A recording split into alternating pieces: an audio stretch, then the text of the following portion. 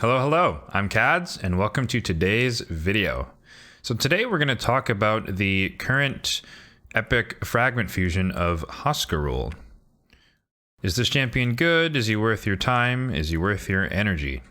So overall, I give him a B. I think he's a pretty solid epic, and I think he could help a lot of players throughout the game.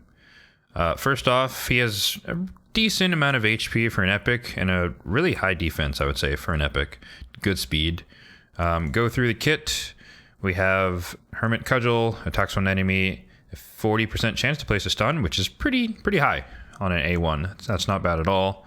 We have Sustained Beating, 3-turn cooldown with a 75% chance to place a stun, and it decreases the turn meter of enemies under stun by 15%, defense based. And really low book count. I think, 4, 3, and then 2. So pretty low affordable. Pretty low and affordable. The A3 here, on phase, removes all stun, debuffs from all allies, and then places increased defense, the big version, and increased resistance, small version, on allies for 2 turns on a 4-turn cooldown. Not the most useful, but it is a pretty decent to be able to remove stuns and provide increased defense, which helps him hit harder and helps your team stay alive. He's also immune to stun debuffs, and you'll deal 15% more damage. Him and allies will deal 15% more damage when attacking enemies under stun debuffs. And I believe this is a defense or faction crypts. So yeah, overall, I give him a B. Like I said, I think he's okay.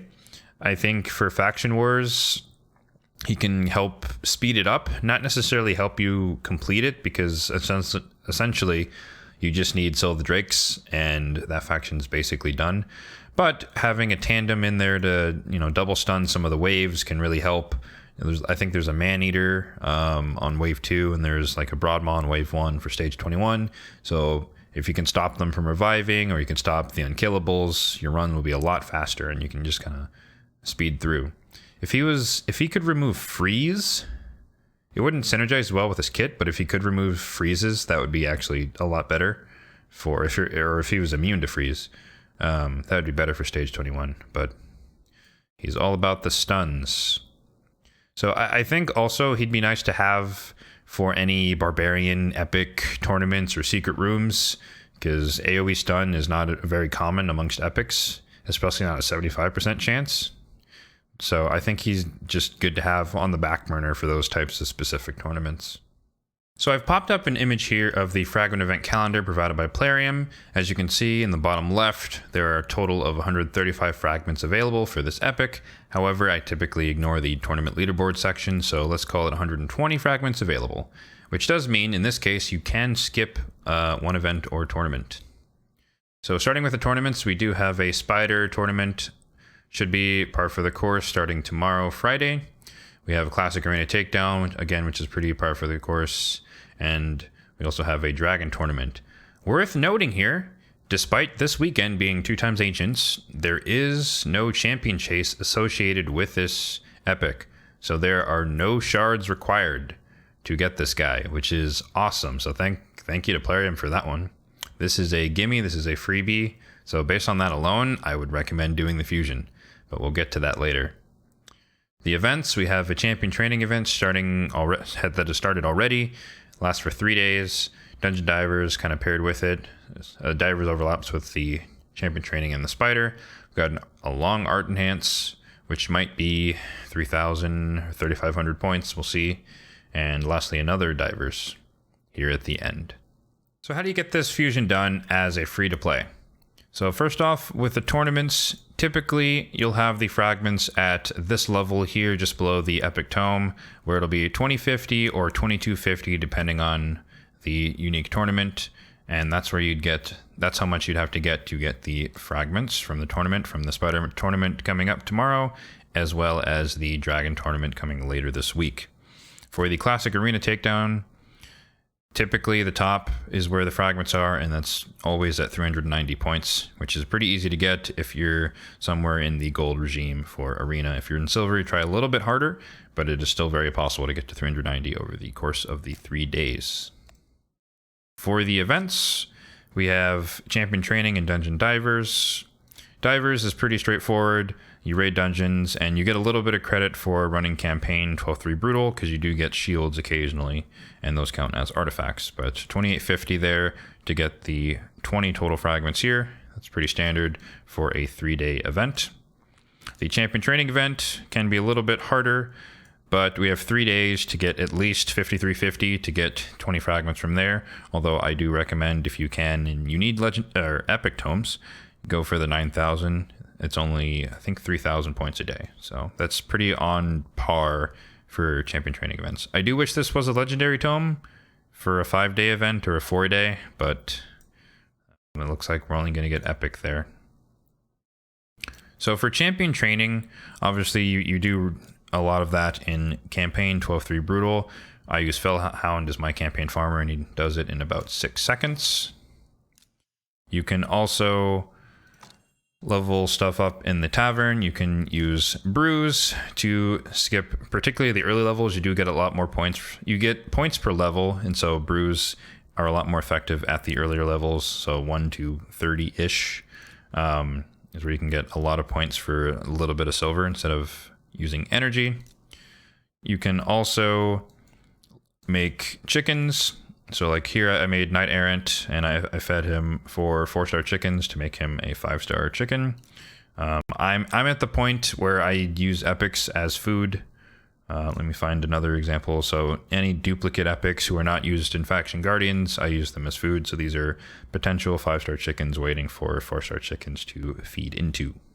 As far as real chickens are concerned, how I approach this typically is I save my 3-star chickens for actual fusions, and instead of creating a bunch of 3-star food for all the rares, I just use my 3-star chickens and just level the rares up in campaign or the sparring pit.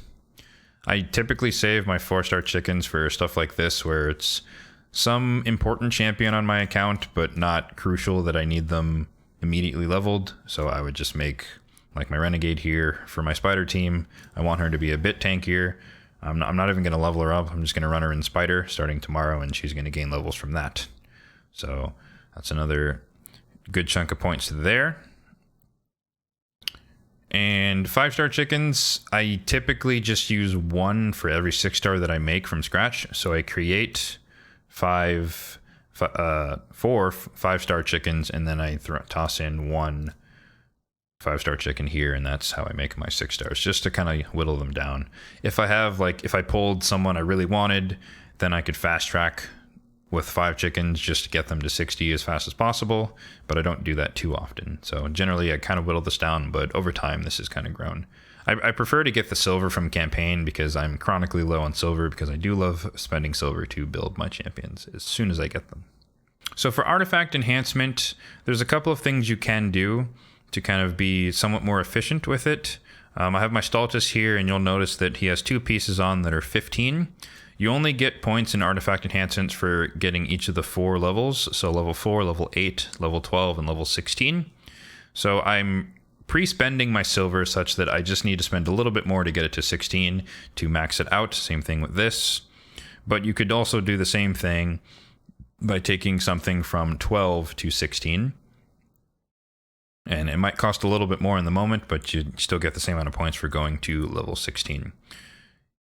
You can also do a gear cleanse, where you kind of go through some of your, like I have a ton of Bannerlord's rings here, and so I could go through and level these up to level 8, for example, and say, do I want to keep this HP ring with attack and defense? No, I don't want it. So I get a little bit of points for getting it to 8, and I get some silver back, so it's not just all spending. And so you can kind of make some silver back and just kind of clean up your gear if you have too much. So what's my plan for the Fragment Summon? I am going for him. I don't see any reason not to. Like I said, there's no shard cost at all. It's basically a gimme champion, and I might not use him immediately, but if a certain tournament or secret room comes up, then I can toss him in, put some gear on him at 50, and probably he will function. I did mention that the champion training event will take about 3,000 points a day. So I do intend to do that to get the epic tome. And some ways to help with that, how do you get the energy to do that, right, is a question a lot of people might ask. One of the things I like to do is I have a floor of 4,000 gems.